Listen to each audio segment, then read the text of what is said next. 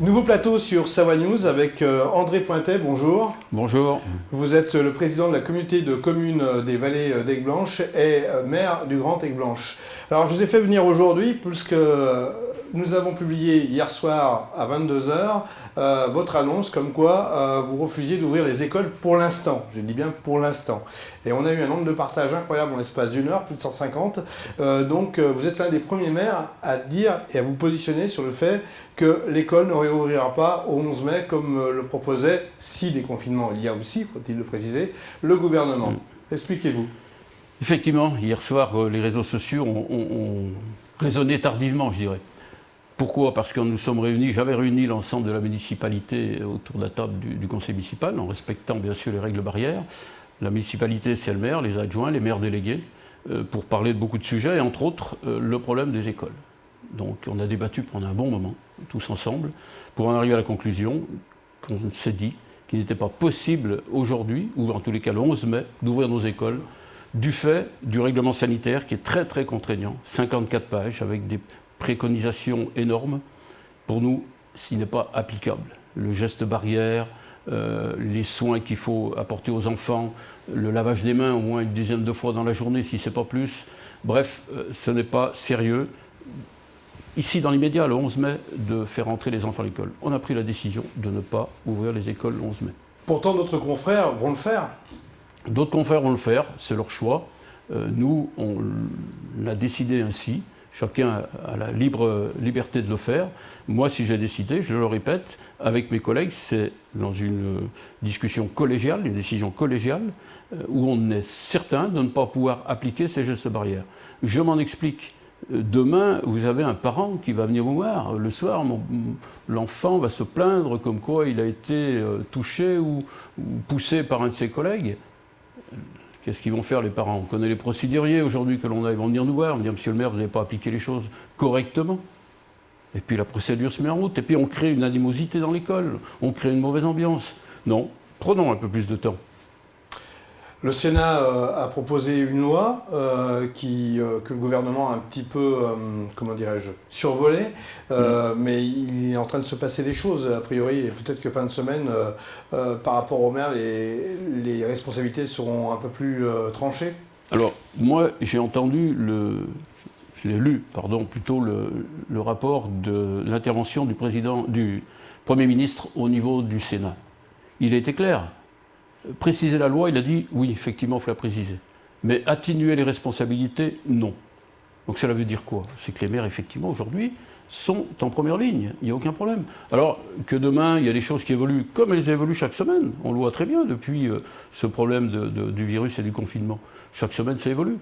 Alors laissons aussi encore les semaines passer et organiser les choses et voir comment le virus évolue, comment les soins s'améliore et comment on aura moins de personnes qui soient touchées par ce virus qui est terrible aujourd'hui.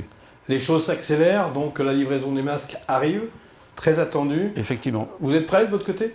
On est prêt, on va commencer à en distribuer là, dès la fin de semaine, des masques jetables auprès de toutes les personnes de plus de 65 ans. Ça se fera assez rapidement. Ensuite, on aura les masques de la région qu'on nous a promis autour de la mi-mai, donc un masque par habitant que l'on distribuera aussi dans les boîtes aux lettres. Et nous aurons une autre commande qui arrivera fin mai, tout ça financé par la collectivité, pour permettre aussi de renforcer cette distribution de masques. Donc nous sommes dans les starting blocks, mais tout ça, ça évolue aussi à la semaine, au jour le jour. Vous certifiez que même les plus jeunes auront un masque? Alors, les plus jeunes, les adolescents, bien sûr, un masque par habitant, ça veut dire que c'est aujourd'hui 3 962 habitants sur la commune, on devra avoir un masque par habitant qui nous est remis par la région Rhône-Alpes. On revient sur la partie économique parce que vous êtes autour de certains sites. Valmorel, station qui dépend aussi de vous. On peut aussi parler des thermes qui sont réputés. Vous êtes un lieu de passage obligatoire pour aller au sommet de la Tarentaise. J'imagine que c'est dur. Quelles sont les conséquences à date pour Grand Aigueblanche? Aujourd'hui, c'est très dur. En tant que président de la communauté de communes, nous avons la station thermale qui n'est pas ouverte. Elle aurait dû ouvrir, on avait des réservations et on était en très très bonne position. L'hôtellerie également. Donc là, vraiment, on est dans un sinistre incroyable. Le personnel est en arrêt, bien évidemment, en chômage partiel. Sur le domaine de Valmorel, il y a une grosse inquiétude, quelle sera la saison d'été. La saison d'hiver, c'est mal terminé. On a perdu, grosso modo, entre 15 et 20%. Donc on va maintenant à une situation économique qui est très importante et difficile, du fait que l'on a un territoire, heureusement qui est multiple, mais qui est quand même à vocation touristique importante. Thermalisme, sport d'hiver, sport d'été, on espère que cette saison d'été soit bonne en montagne, du fait que peut-être au niveau de la France, eh bien, les gens privilégieront les séjours en montagne ou en tous les cas dans le territoire français. Vous craignez des dépôts de bilan sur votre communauté de communes? À l'instant, ma connaissance, non. Des difficultés, oui.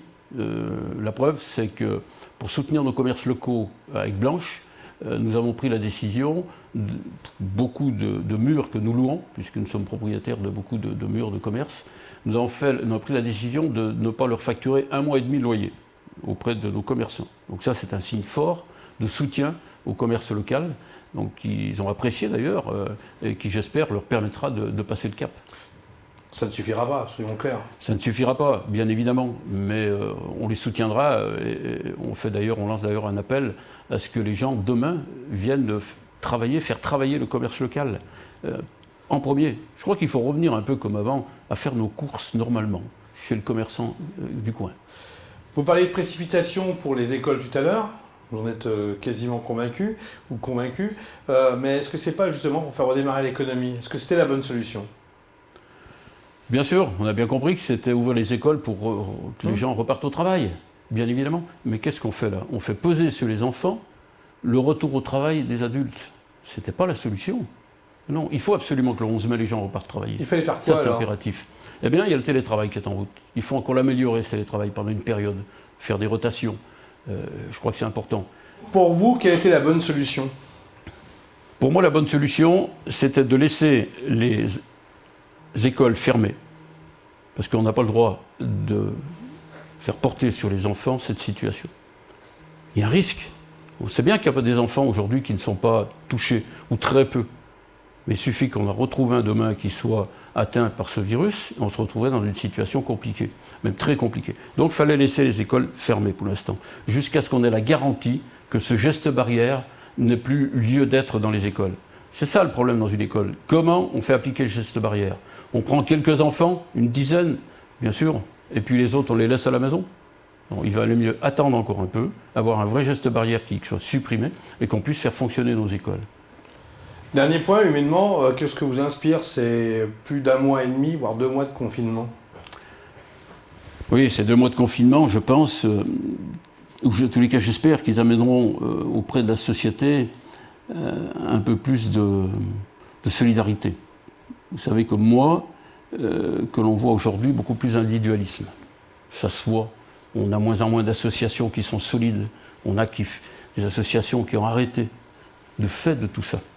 Est-ce que demain, ça ne permettra pas aux gens de dire « Attendez, il faut continuer à se serrer les coudes et puis avoir un peu plus de vie collective ou en tous les cas d'être solidaires comme l'ont fait aujourd'hui tous les soignants et tous ceux qui ont participé à ce que les Français puissent être pris en charge par rapport à cette maladie qui est terrible, à ce virus. » Merci André Pointet, bonne continuation et à bientôt sur Savoie News.